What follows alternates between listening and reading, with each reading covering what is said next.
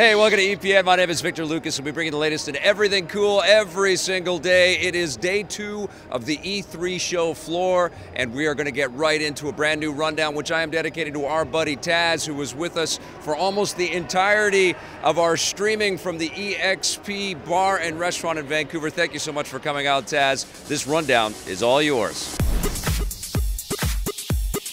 So we're going to do things a little bit differently today because I'm getting some great hands-on time with some of these games, and I know you guys want to hear about it. The first one that I want to tell you about is Spider-Man. It lives up to the hype. This was the first time it was playable. Last year they just showed it to us. They gave us a pretty cool demo, but we had lots of questions. The real-time connection to the combat is absolutely stunning. It certainly evokes a lot of the Arkham series, but it escalates in some major ways. There's some incredible aerial combos, some fantastic attacks, and just swinging through the city is indulgent and wonderful. I cannot wait till this game comes out in September. I was hyped before the show. I am more hyped now. Insomniac Spider-Man is the real deal.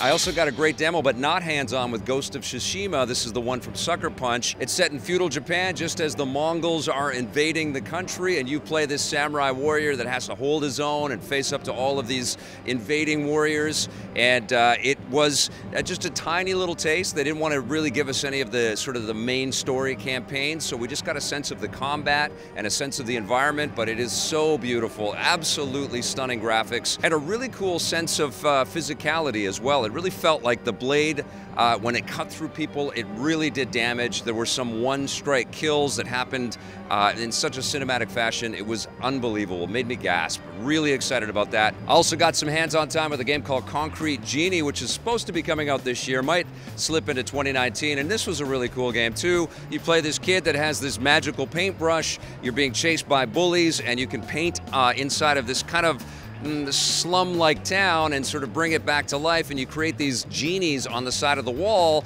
and they come to life. And there's all of these really cool magical powers and beautiful art that's sort of happening in real time. It kind of evoked the fantastic Zelda game for the 3DS, A Link Between Worlds, fused with just an action-adventure platformer. I'm very much looking forward to seeing the finished version of Concrete Genie. I also spent a good amount of time in the Nintendo booth playing some new games for the Nintendo Switch. Of course, I got some hands-on with Smash. We got to see some new levels, like one of the towers from The Legend of Zelda Breath of the Wild. We also saw the new Link in the Breath of the Wild tunic. Very cool stuff. And it's such a unique experience, but it is amazing to see the breadth of characters that Nintendo is throwing into this experience. This is going to be something special, and I think Nintendo is working their butts off to make this the game that sort of crosses over to all of those doubters out there, or people that have sort of been on the fence about whether they're going to play Smash or not.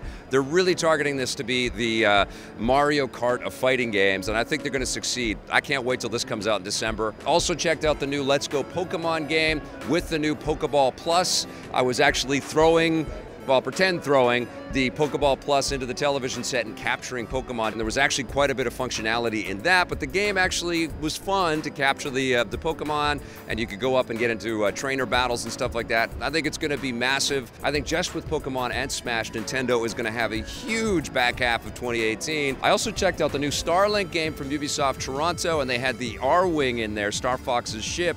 They didn't have the toy on hand that we could pick up and stick onto the controller. We just had to kind of simulate the experience of that. It was fun. The graphics were a little crude. I'm curious to see how Starlink plays on the other platforms, but I am super excited about the Toys to Life component. You know me, I love my toys. I really don't know how this game is going to fare on the systems that aren't the Nintendo Switch with Star Fox included in there. That seems to be the one to get if you're fascinated about this game, because you can get Star Fox in it, which is very cool.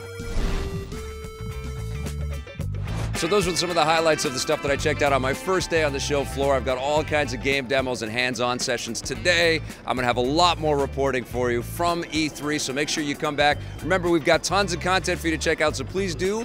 And if you dig it, hit subscribe, that little bell, and if you're so inclined, that sponsorship button too. See you tomorrow, and play forever.